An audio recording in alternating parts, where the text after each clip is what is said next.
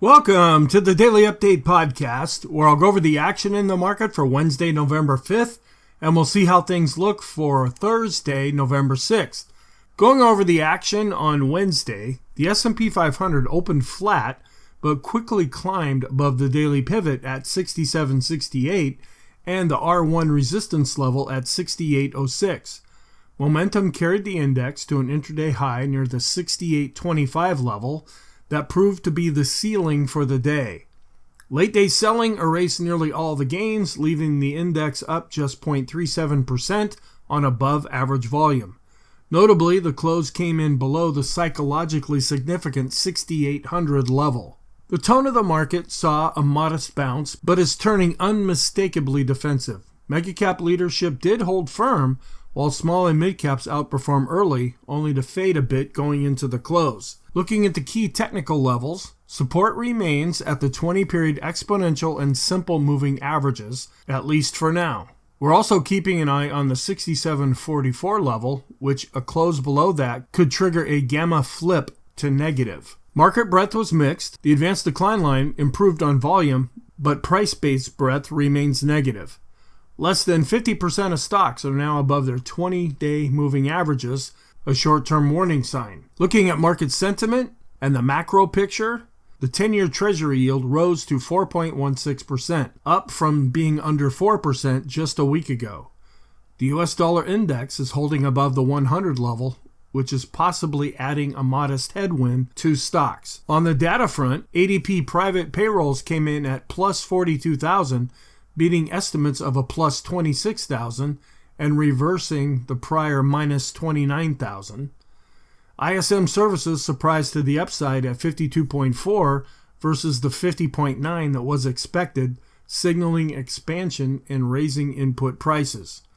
Mortgage applications fell 1.9% for the week after a 7.1% jump last week. The bottom line with the economic reports, stronger labor and services activity are reigning on the December rate cut hopes. Markets are now pricing in significantly lower odds of Fed easing. Sentiment still remains extreme.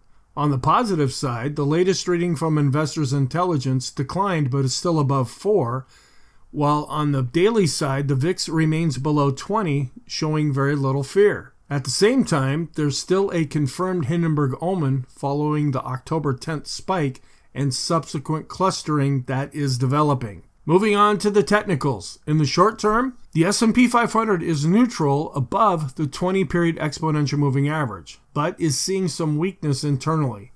The Stochk RSI is at extreme oversold levels, showing negative short-term conviction. In the intermediate term, the S&P 500 is still positive above its 50-day simple moving average, but seeing signs of rolling over. A MACD bearish crossover has been confirmed. Other momentum oscillators, including the PMO and TSI, are starting to turn lower. Long-term, the S&P 500 is still positive, but is still over 10% above its 200-day simple moving average. Readings such as this often precede more meaningful declines. Looking at growth versus value, the large caps were flat, mid caps are below their 50-period simple moving average, small caps showing relative strength, but the index continues to tread sideways. As far as sectors, discretionary and tech led on Wednesday. Materials and energy remain weak. Both are having a BPI cross below 30. The financials were up 0.3%, but continue to underperform the S&P in the long term. Smart money indicators are all flashing negative signals. This includes accumulation distribution, the Chaikin money flow, and the Chaikin oscillator. Looking ahead to Thursday, November 6th, the economic calendar will be quiet due to the government shutdown, so there will not be the release of any data. Focus may shift to election-related noise and potential Supreme Court rulings concerning tariffs. Seasonality is constructive. November 6 has historically been positive across the Dow, S&P, and NASDAQ going back to 2002, and post-election Novembers tend to perform strongly. One daily pivot point that we're watching right now is a Fibonacci pivot point that is showing support holding after Tuesday as well as Wednesday. This chart can be found on the YouTube community tab. Overall, the bias still is leaning positive, but weakness is beginning to develop.